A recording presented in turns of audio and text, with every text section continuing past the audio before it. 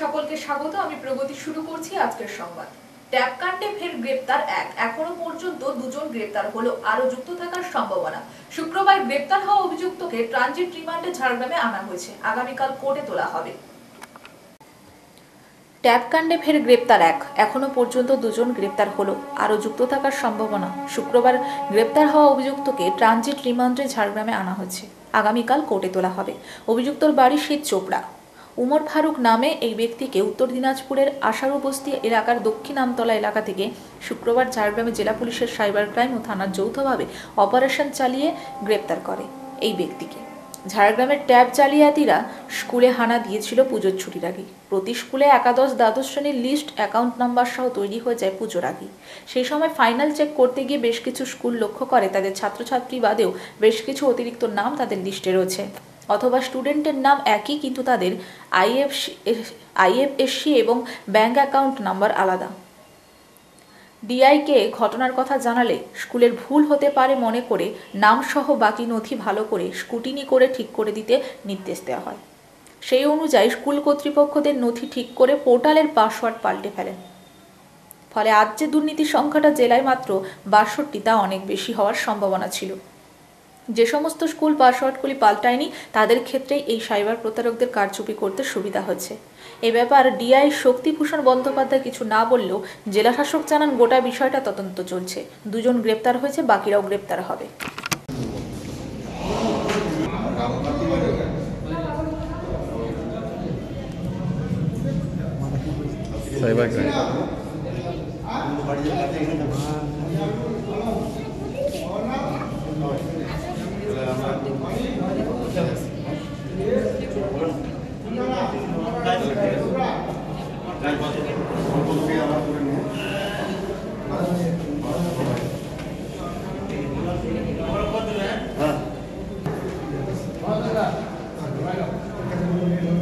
এখনো পর্যন্ত কতগুলো জমা পড়েছে? 60 বাচ্চার অ্যাকাউন্টে এই জিনিসটা ধরা পড়েছে এখন অব্দি, এবং তাদের অ্যাকাউন্টে আমরা অলরেডি দপ্তর থেকে ওই ট্যাবের টাকা আবার পাঠিয়ে দেওয়া হয়েছে, তার অ্যাকচুয়াল বেনিফিশিয়ারি।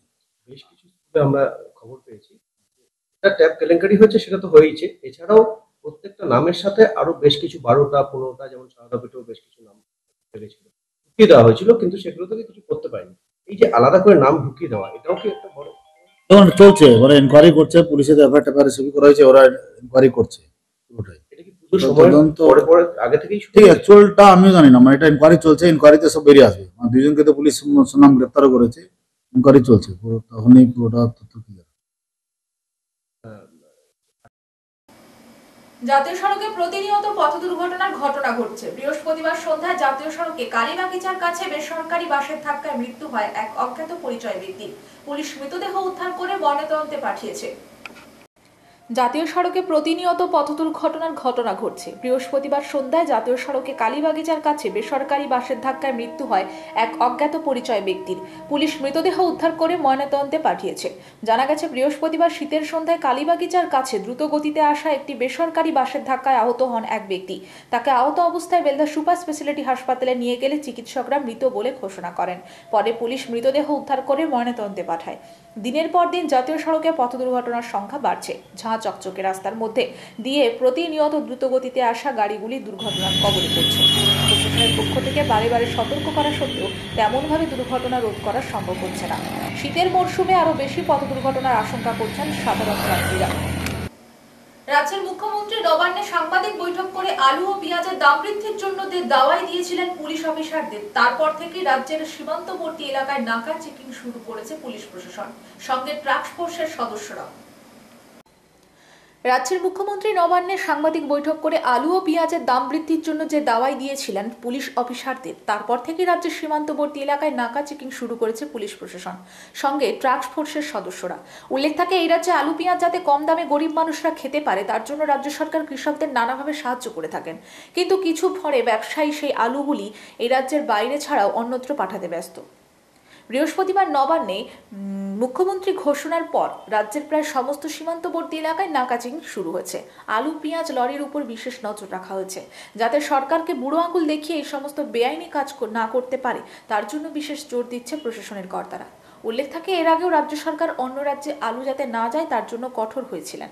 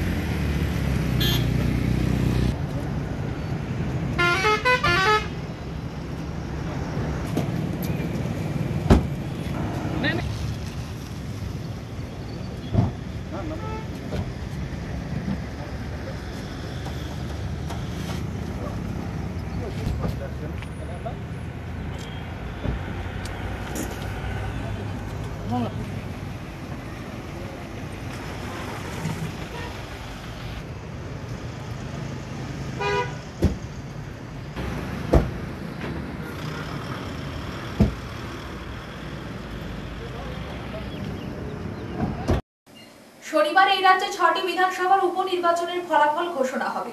সেই মতো তৈরি সমস্ত রাজনৈতিক দল। শাসক দলের পক্ষে রায় হলেও বিরোধীরা কতটা ভোট বাক্সে দখল নিয়েছে তা জানা যাবে শনিবার। আর তারপরই শাসক দল 2026 সালের বিধানসভার প্রস্তুতি শুরু করবে।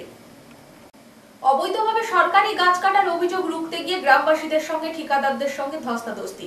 ঘটনাটি ঘটছে পূর্ব মেদিনীপুর জেলার পটাশপুর 2 নম্বর ব্লকের পচেট গ্রাম পঞ্চায়েতের গোবর্ধনপুর এলাকায়। অবৈধভাবে সরকারি গাছ কাটার অভিযোগ রুখতে গিয়ে গ্রামবাসীদের সঙ্গে ঠিকাদারের সঙ্গে ধস্তাধস্তি। সরকারি গাছ অবৈধভাবে কাটা আটকাতে গিয়ে গ্রামবাসীর সঙ্গে গন্ডগোল ও ধস্তাধস্তি। ঘটনাটি ঘটেছে পূর্ব মেদিনীপুর জেলার পটাশপুর 2 নম্বর ব্লকের পচেট গ্রাম পঞ্চায়েতের গোবর্ধনপুর এলাকায়।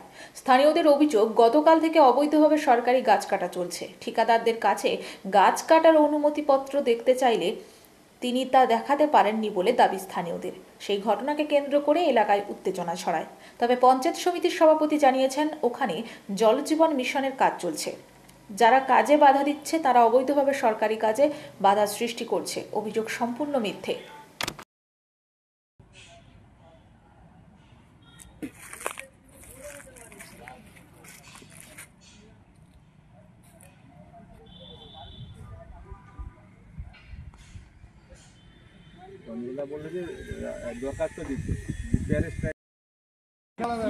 সেটা আলাদা জিনিস। আমি বাধা দিলাম আপনাকেও আমি চিনি। আমি ভিডিও সাইটে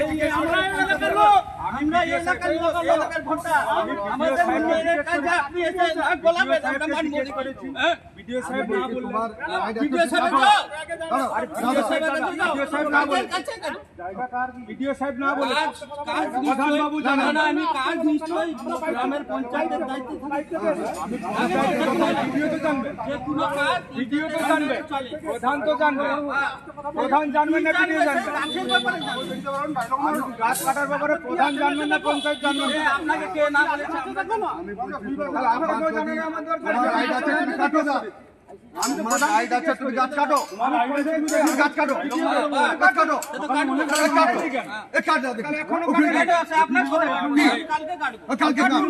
কালকে কাটতে না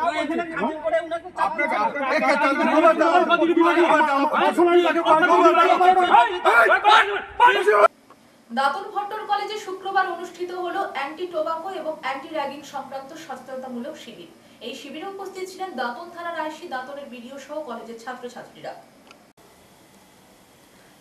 দাতন ভট্টর কলেজে শুক্রবার অনুষ্ঠিত হলো অ্যান্টি টোবাকো এবং অ্যান্টি র্যাগিং সংক্রান্ত সচেতনতামূলক শিবির।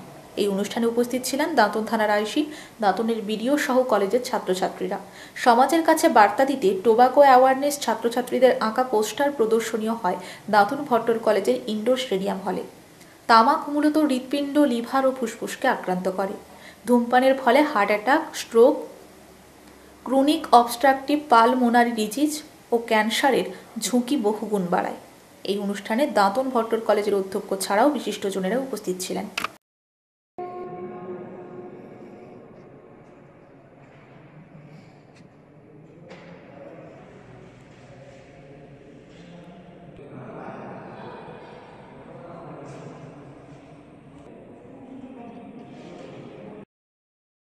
কলেজে আজকে অ্যাকচুয়ালি একটু নতুন করে আমরা শুরু করেছি। এটা হচ্ছে অ্যাওয়ারনেস ক্যাম্পেইন অ্যান্টি টোবাকো এবং অ্যান্টি র্যাগিং নিয়ে।